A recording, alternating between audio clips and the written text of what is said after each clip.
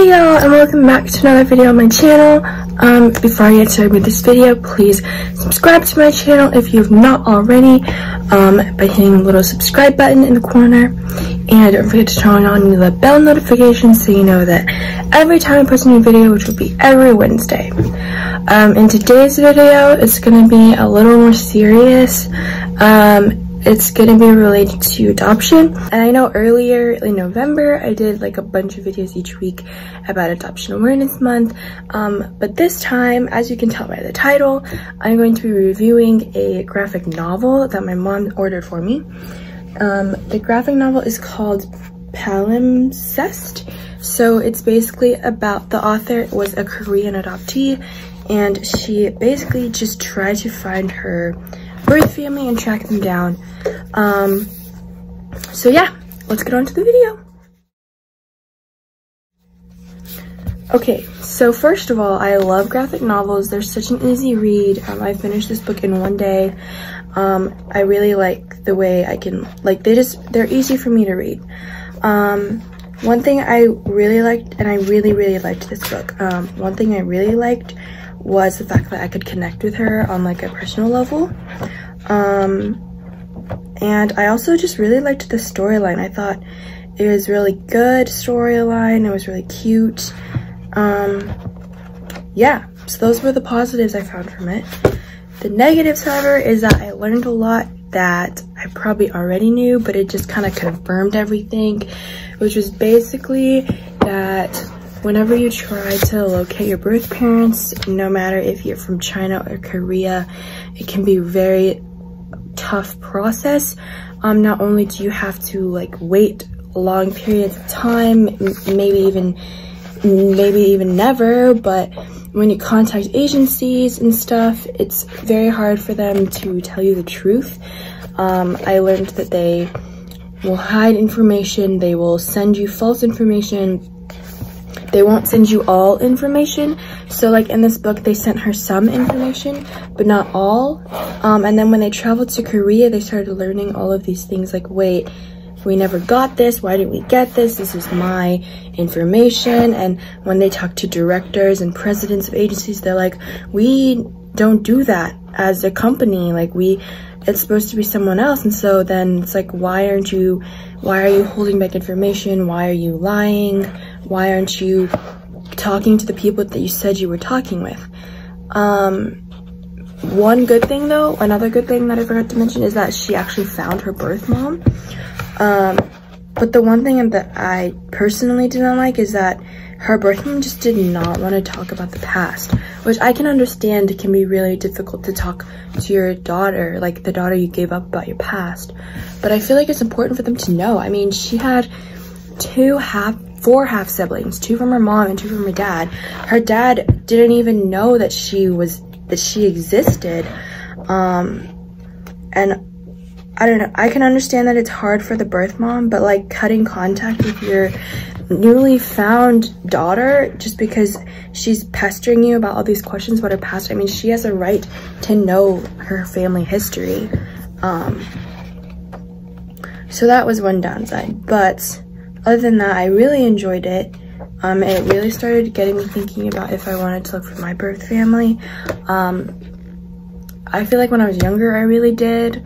Now I'm still not sure, and after reading this, I'm still not sure, because it would be amazing to learn about my past, my medical history, if my family is more prone to certain diseases. But at the same time, I don't know how much I want to dig, because like I might be scared, you know, like what if I find something that is bad or like negative, and meeting someone who I'm blood related to would be really cool. But I don't know, there's a lot to think about when you try to find your birth parents and your birth family in general. But if I did find like a sibling or something, that'd be really cool. And I know in one of my previous videos I talked about finding a twin. We're still not 100% sure if we're actually twins, but it's still really cool that we could be related. But yeah, so that was this book. I highly suggest that you read it, even if you are not adopted. I think it is important for adoptees to tell their stories, and I really think this is a really good book, and it's a really good storyline to tell. It's a really good story, and it's important that everyone reads it so they can, you know, learn things from this book, because I learned a lot from this book. So I do suggest that you read it. It is on Amazon. I will link it in the description box below. So now, after reading this book, I wrote down a couple words that I got out of the book, and just like random words that either she said or that I got it based off of what she said, and I wrote a poem to it. So I'm going to read you the poem from my computer, and I will like attach pictures of the poem over here so you can, or over there, I forgot, just so you can like see what I'm reading. But I basically wrote this based off of the book. I felt like it really captured my emotions, her emotions, just like emotions of adoptees in general, and like what we have to go through, and especially reading this book and learning so much about, you know, adoptees and children and being given up for adoption, and one birth parent maybe not even knowing that you ever existed.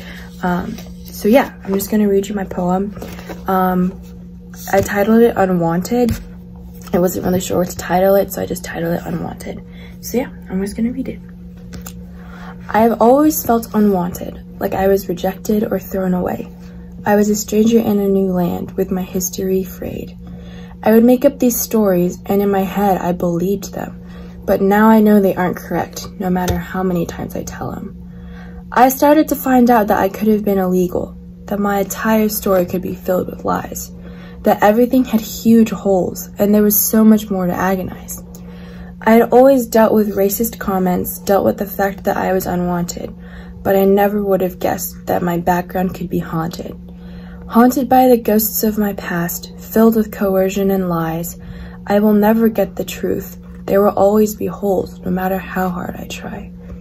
Family history is important, but I will never know my own. And when I have children, they will be as clueless as I. If only I could tell them more about who they are, then maybe they wouldn't cry. The more I think, the more I know that everything has been erased. My entire past and family history may never be retraced. If only I could look for help to know who I really am, but no one out there will help without manipulating the program. Saying one thing when it is actually the other, telling me wrong when it is right, this uncertainty and corruption, it's worse than a snake bite. I will always feel like a stranger, going down an endless pit of unknown questions and unknown answers that no one will admit. My roots are gone and I may never find them. No medical records, no family tree. I might as well just push it all away because no one should feel this crappy. Yet I know that with all this uncertainty comes one great gift. The gift of a family that loves me no matter the rift. I may never know my history, and that will be tough, but I know that love isn't dictated by blood. It's not created from raw stuff. While my story may be filled with secrets and lies, and I may never know what truly happened, it's nice to think of my past the way that I imagined. We may have started as unwanted and abandoned, alone and torn apart from our family. Things will always be hard. It will always be reality. Even with our empty pages and unknown past, we still live out our lives normally. I mean, look at me. I'm studying at a university. I'm working through this pain as I grow older, and so should others who are like me. We should be able to speak with our own voices and know our own history. Being adopted has never been easy, and I'm afraid it never will be. But the only thing you can do is write your own story. So that was the poem that I wrote. I'm not really good at writing poetry. I don't really have a lot of practice writing poetry. As you can tell, I do the bare minimum of like making lines rhyme together. But that is the poem that I came up with after reading this book. I actually really like the poem. But yeah, so if you liked this review or if you liked the poem, please give this video a thumbs up. Please leave a comment down below. If you want me to do more reviews on books, just let me know, you know, send me some books that I can read and review for you. And yeah, I will see you all next week. Thank you so much for watching this video, for listening to a more serious, like, intimate side of me reading the poem to you. And I will see you all next week. Bye.